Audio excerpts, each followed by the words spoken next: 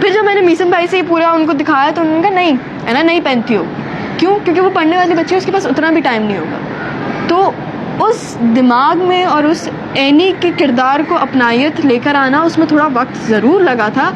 शुरू के थोड़े दिन में ज़रूर कंफ्यूज थी, लेकिन माशाल्लाह हमारी टीम ऐसी अल्हम्दुलिल्लाह अल्हम्दुलिल्लाह, मुझे को एक्टर्स ऐसे मिले अच्छे, मीसम भाई बहुत अच्छे, तो उन्होंने गाइड बहुत किया। अब वो कैरेक्टर्स खुद ही बाहर आ जाते हैं जब हम लोग सोच भी नहीं रहे होते इतना। कभी ऐसा कैरेक्टर किया नहीं है। I loved any from the start but I was hesitating a little, क्योंकि कभी ब्राइड बनने के क्लोज भी नहीं आई मैं। कभी ज़िंदगी में मैंने जितनी एनी के लिए जो बड़े बड़े झुमके पहने मैंने कभी नहीं पहने। तो वो सारी चीज़ें थी। और फिर हमारा वैसे भी हमारी स्टोरी बहुत सेंसिटिव है। People need to understand the child marriage is not something that we are trying to glorify. It's not something that we want कि यार चलो दोनों की लड़ाइयाँ होती है, कज़न की 2 लड़ाइयाँ और शादी करवा दो उनकी। हम लोग ये चीज़ दिखाने की कोशिश नहीं कर रहे। अभी आप ड्रामा देखिए, आप आगे देखिए उन लोग के साथ क्या होता है, आपको रियलाइज़ होगा कि हम उस चीज़ को सिर्फ उसके प्रोज एंड, हम दोनों चीज़ें दिखाने की कोशिश करें, pros and cons. It's a very sensitive topic and family से भी थोड़ा था, बिकॉज माई बाबा वॉज लाइक कि are you sure you want to play this, क्योंकि मुझे पता है कि तुम अपने कैरेक्टर्स को बहुत सर पे सवाल लेती हो, तो मैं एक्चुअली बहुत सोचती हूँ उनके बारे में। तो मैंने कहा कि यार करते हैं। और मेरा I was a little hesitant but everybody help me out a lot, which I am something that I am really grateful for.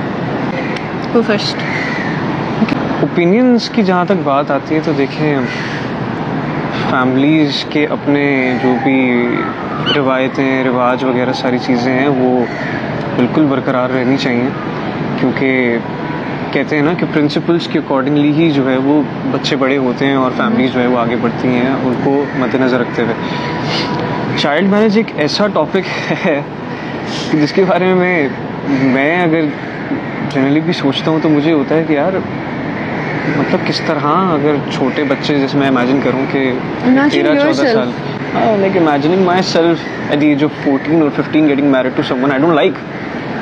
मतलब एक बंदा 25 साल का भी है तो अगर आप उसको ज़बरदस्ती किसी और के साथ शादी कराते हैं जिसको वो बिल्कुल भी पसंद नहीं करता, एक 25 साल का बंदा भी जो है ना वो हड़बड़ा के जो है वो कहीं ना कहीं सर मारता फिर रहा होगा दीवारों में।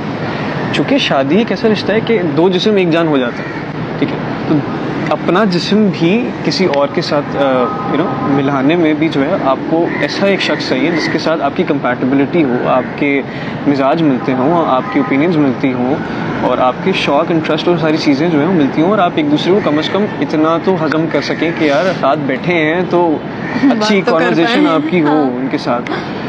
तो चाइल्ड मैरिज में जैसे साइकोलॉजिकली भी अगर आप देखा जाए कि कहते हैं कि 9 से लेकर 15 साल की उम्र में जो है वो बच्चा वो सारी चीज़ें अपने इर्द गिर्द अडॉप्ट कर रहा होता है जो उसके इर्द गिर्द हो रही होती हैं। जैसे फॉर एग्जांपल अगर आप किसी भी एक बच्चे के ऊपर अगर गुस्सा करें या उसको कोई भी चीज़ ऐसी बोलें कि यार ये बच्चा इस तरह नहीं कर सकता, तो वो बच्चा फिर मेरे ख्याल से बड़ा होकर उसी तरह ही सोचेगा, बोलेगा कि अगर मैं ये चीज़ नहीं कर सकता तो वो फिर आगे जाके भी इसी तरह ही सोचेगा कि भाई मैं नहीं कर सकता। स्पेशली जब आप रीज़न नहीं देते। हाँ, वैसे बस नहीं नहाना बारिश में, क्यों नहीं नहाना, नहीं बस नहीं नहाना। वैसे ही शादी भी एक चीज़ है। अब शादी में जो बच्चा अपनी बेगम के साथ या जो भी फैमिली एहतियात के साथ वो चीज़ें सीखेगा तो वही अपनी आगे जाके लाइफ में इम्प्लीमेंट करेगा।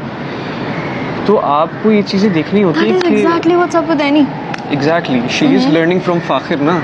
अब फाखिर एंड जब हबीब तो अगर फादर हैं, हाँ, अगर फाखिर बदतमीजी एनी से करेगा तो एनी भी उससे वो चीज़ अब्जॉर्ब करेगी और मेरे ख्याल से आगे जाके हर किसी से बदतमीजी करेगी। तो आप उस स्टेज में होते हो, 9 से 15 साल की उम्र जो होती है उसमें आप उस वाली स्टेज में होते हो जहाँ आप चीज़ें सीख रहे होते हो और अब्जॉर्ब कर रहे होते हो और अपनी पर्सनैलिटी डेवलप कर रहे होते हो। और फिर उसके बाद आप सोचें शादी के, चलो ठीक है समझ आती है जब आप you fully prepared and you know कि यार हाँ मुझे ज़िंदगी के अच्छे और बुरी चीज़ें पता हैं, तो यू लाइक चलो ठीक है यार आगे लेट्स थिंक अबाउट इट।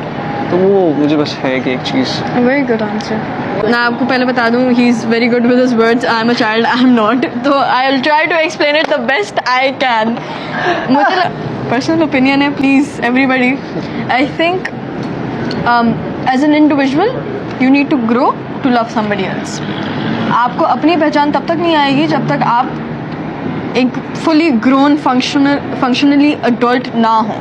आपको हर चीज़ देखनी पड़ती है शादी से पहले, because you like Samar said shaadi is a very very big thing, like बहुत बड़ी चीज़ होती है। उसमें आप लोग हर चीज़ शेयर करते हो, अपने फाइनेंसेस से लेके अपनी छोटी छोटी बातें तक।